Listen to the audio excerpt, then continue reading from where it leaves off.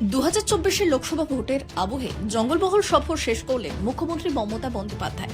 বৃহস্পতিবার ঝাড়গ্রাম স্টেডিয়ামে প্রশাসনিক সভা করে একগুচ্ছ সরকারি পরিষেবা তুলে দিলেন জেলাবাসীকে। একই সঙ্গে জেলার আদিবাসী ও কুর্মী ভোটারদের কাছে টানতে বেশ কিছু ঘোষণাও করেছেন রাজ্যের প্রশাসনিক প্রধান।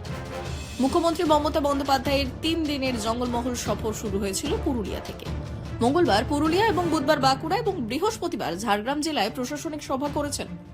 তবে জঙ্গলমহলে 3 দিনের এবারের ঝটিকা সফরে তাল কাটল ঝাড়গ্রাম জেলায়।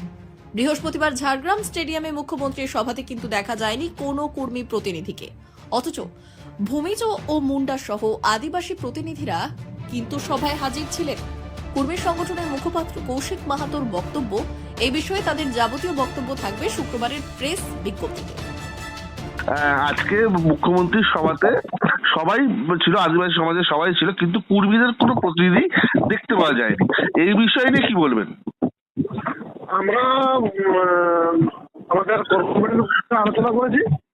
কালকে আমরা একটা প্রেস মিট থেকে এই বিষয়টা মানে পুরো বিষয়টা আমরা ক্লিয়ার করে দেবো, কি বলা হচ্ছে কি না বলা হচ্ছে। ধন্যবাদ, ধন্যবাদ, ঠিক আছে। ভোটের আবহে জঙ্গলমহলে জাতিসত্তা ঘিরে বেড়েছে দাবি দেওয়া। একদিকে কর্মীরা যেমন জনজাতি তালিকাভুক্তির দাবিতে তাদের দীর্ঘদিনের আন্দোলন জোরদার করেছে, তখন পিছিয়ে নেই আদিবাসী সমাজও।